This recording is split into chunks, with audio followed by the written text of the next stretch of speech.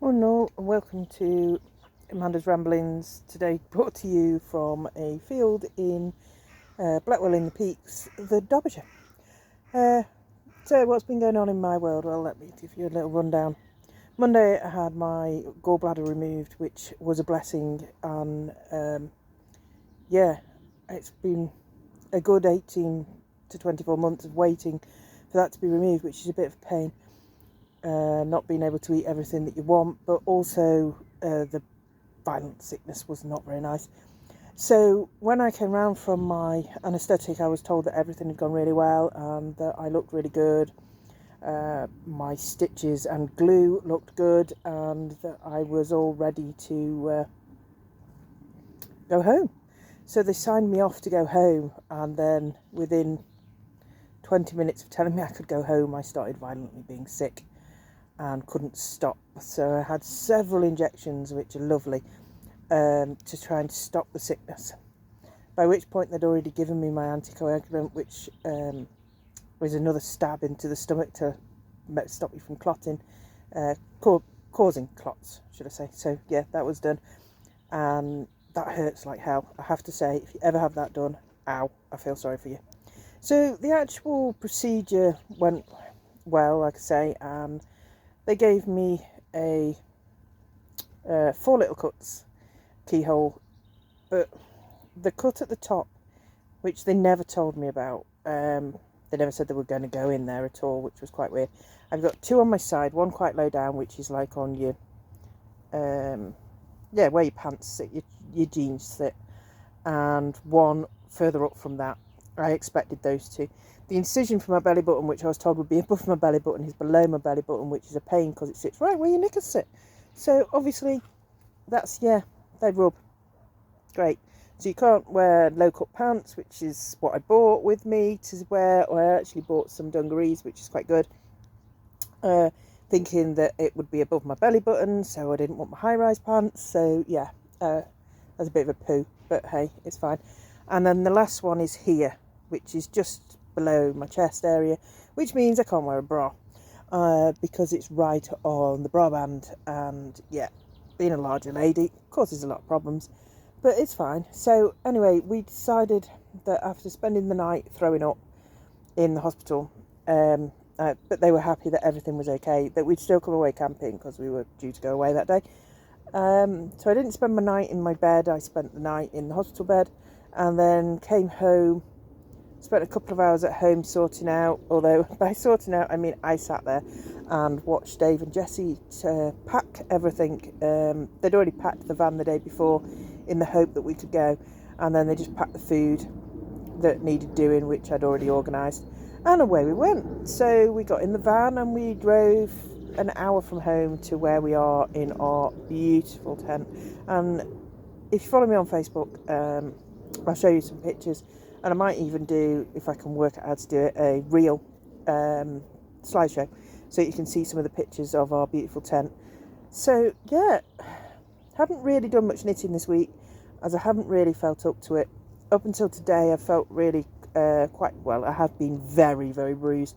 The one at the top here has been distended and causing me quite a lot of problems to breathe. It actually burst last night and blood came out, but we know that that is just because where I'd been sick, I'd pulled on it and the blood had trapped behind it, so it's old blood actually coming out, which is a bit disgusting, but there you go.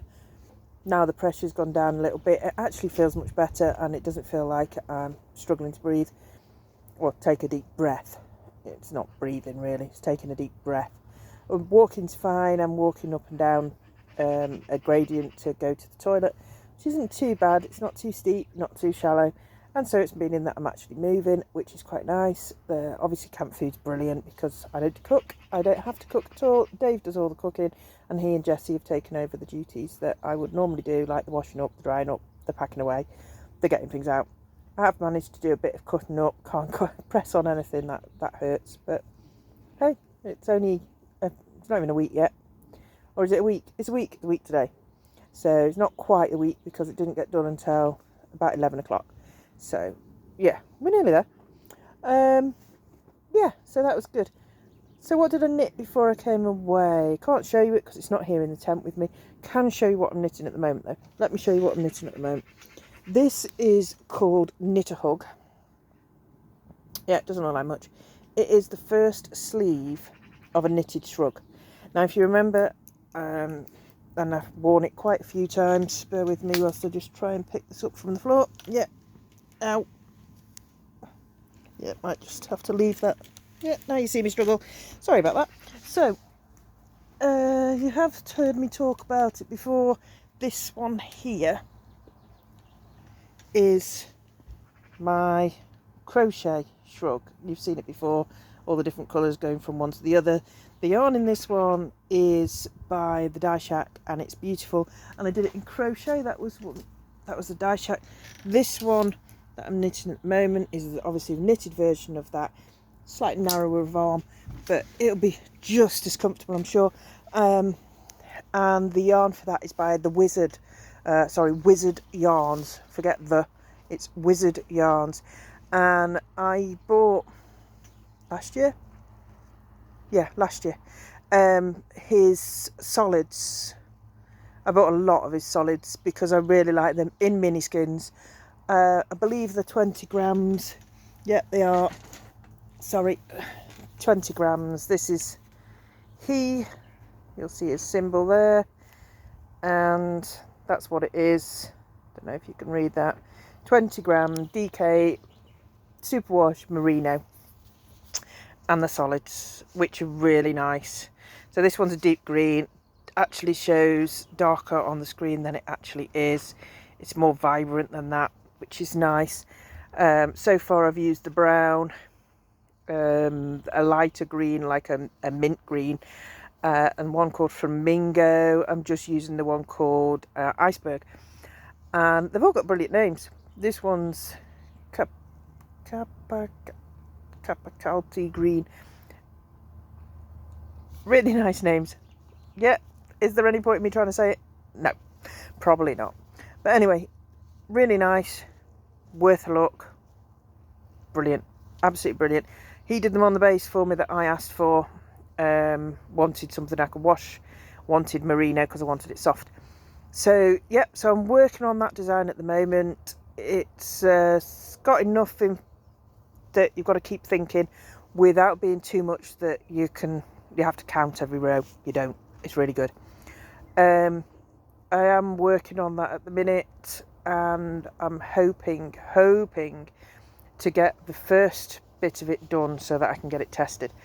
It is a measure yourself one, so yeah, it should fit everybody, which is really good, and you should be able to make it to fit you. Or I'll give some general measurements out so that you can make it to fit people if they're not there for you to make it for.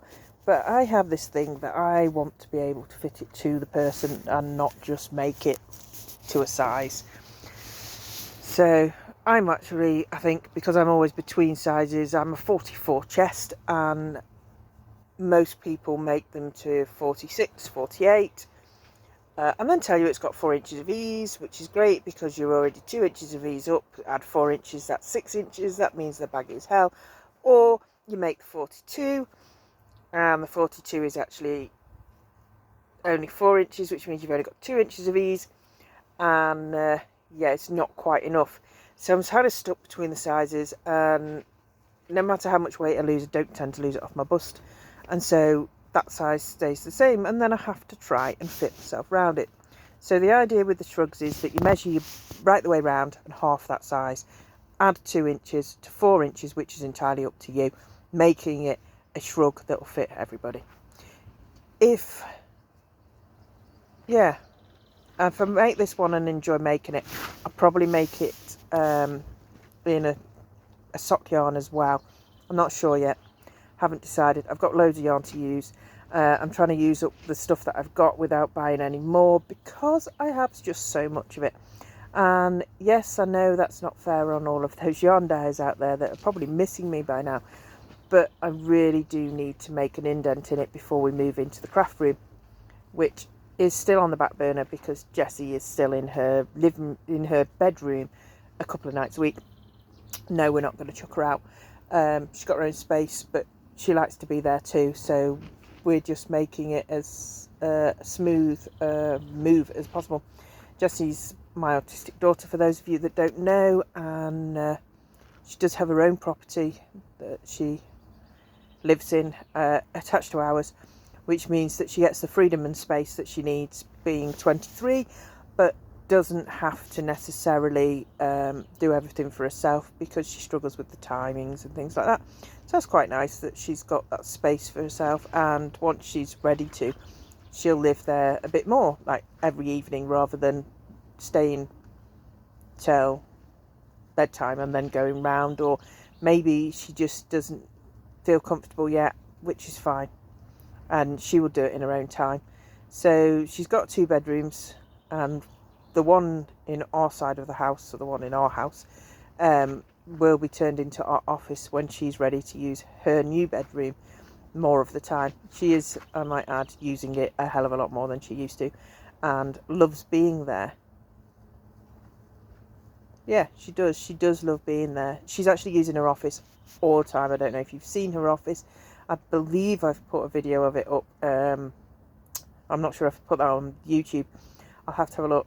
Her office, Jessie makes jewellery and knitting notions, and her office is this amazing space where she's got little units all over the wall, so that she can put all her beads and her fastenings and her charms and everything in there. And then she's got a desk that she's able to make at, and she makes there all of her club. She does a load of other bits and pieces in there. She's just made 2 new fairies, and she wants to make another one for her own garden.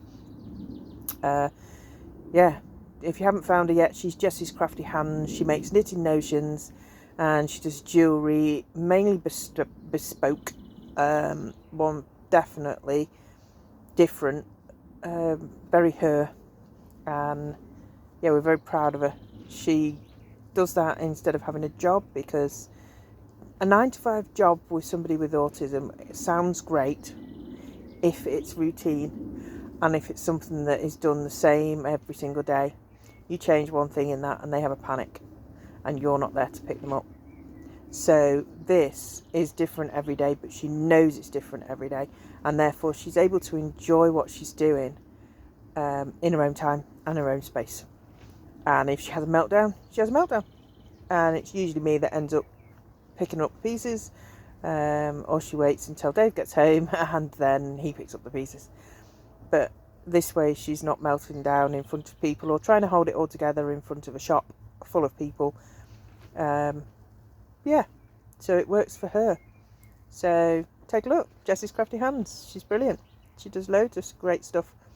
So what am I going to do? I'm going to tell you that I'm okay, I'm on the mend, and I'll soon be back knitting some wonderful things. I'm hoping, I've done some test knitting, so the next video will be showing you all the different knits and things that I did before I went into hospital. I do have some hats. I want to do a test knit for somebody. I'm waiting for them to release the test knit information. I just have to wait until I'm a bit better, and go back to, obviously, where I've cut my wool. So yeah, it doesn't really happen very well in a field. So I'm going to do that, and I've been asked to do a knitted bride and groom, so I'm really quite looking forward to doing that too. They're little tiny dolls that I've done some, and I'll show you. They're about this big, and they're brilliant. From a book called 50 Knitted Dolls. And yeah, there's all different ideas. Anyway, you could then add those ideas together and make more ideas, and that's what I've been doing. But I did a gardener for Dave's dad for Father's Day, and for Mother's Day I did his mum a fisherwoman for her Mother's Day, because she is a fisherwoman. So that's those. What else have I done? Not a lot. I've brought away some bits and pieces that I'm working on, and I'll work on a lot more. But I thought I'd give you an update. This probably won't go live until I'm back home, because I don't really tell anybody that I was coming away. Well, no, I told family I was coming away, and I told close friends, but obviously you don't want to put it all over social media that you're not in your own home, especially not when, you know, people know where you live. So I haven't. So this will go live probably Saturday, maybe Sunday, depending on when I get myself sorted and my act together, and see if there's any bits I need to cut out, like my ugly mug getting a bit close to the camera there when I was picking the ball up off the floor. I might just leave it in. That's very me, very natural. Yeah, so I think I've probably rambled enough. If there's any questions that you've got, please ask. Always happy to answer any questions. I know most of you that follow me are people off my page, so you always ask me there as well. By my page I mean Manda's Woolens Bits on Facebook, or Woolen Bits and Crafty Friends, which is the group on Facebook, which you can follow me on. You'll find me on Instagram as Manda's Woolen Bits, and you'll also find me on Ravelry as Manda's Woolen Bits. It's only here I'm called Manda's Ramblings, and obviously, like I say, at the moment I'm using hand-dyed yarn by the Wizard Yarns, and I've previously, most of my yarn that I've used has been by the Dye Shack, although I do use Terry Dow the Ungrateful Wench quite a lot too.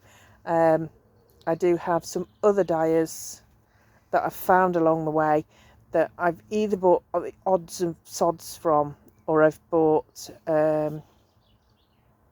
what they call destash yarn.